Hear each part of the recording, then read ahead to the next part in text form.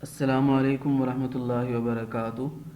باحثین علوم اسلامیہ کے YouTube channel میں خوش آمدید۔ آج ہم ایک نئی ویڈیو کے ساتھ حاضر ہیں اور اس ویڈیو میں آپ کو بتایا جائے گا کہ مائکروسافٹ آفس میں جب ہم کمپوز کرتے ہیں یا ٹائپ کرتے ہیں تو الفاظ کے درمیان میں موجود فاصلے کو کم یا زیادہ کس طرح سے کیا جا سکتا ہے۔ مثلا یہ ہمارے پاس تصویر ہے اور اس پر دیکھیں کہ یہ لکھا ہوا ہے، یہ کام بہت ہی آسان ہے۔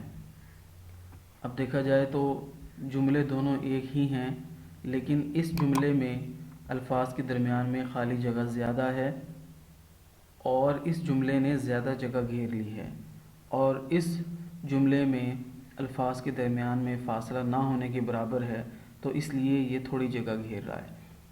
تو جب ہم ٹائپ کرتے ہیں تو ہم نے اپنے ڈپارٹمنٹ کی پالیسی کے مطابق ہم نے اس کو نارمل سائز میں رکھنا ہے یا اس کو جوڑ جوڑ کے لکھنا ہے یا کھلا کھلا لکھنا ہے، یہ ڈپارٹمنٹ کی پالیسی کے مطابق آپ نے کرنا ہوگا۔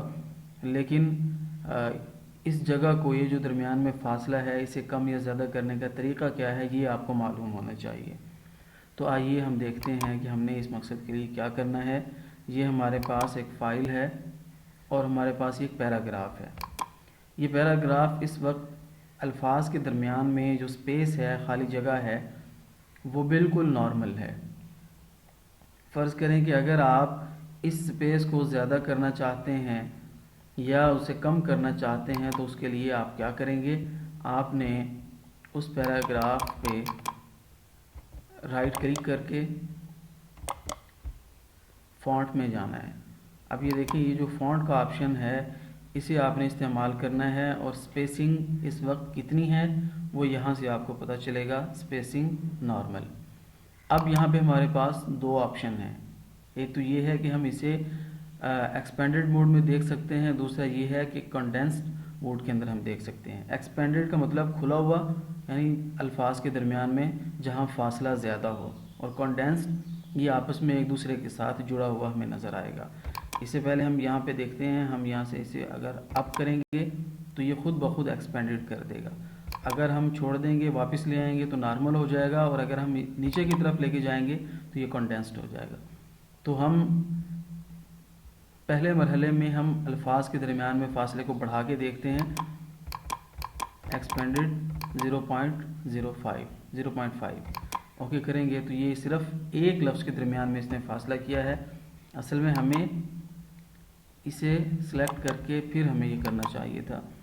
تو یہاں سے جب ہم اسے 0.3 0.4 یا 5 کریں گے تو دیکھیں کہ الفاظ کے درمیان میں جو فاصلہ تھا وہ پہلے کی بنسبت زیادہ ہو چکا ہے۔ اور آپ نے یہ بھی غور کیا ہوگا کہ اس وقت یہ جو ایک پیراگراف ہے، 1 2 3 4 4.5 لائنوں میں یہ ایک پیراگراف ہے، لیکن اگر ہم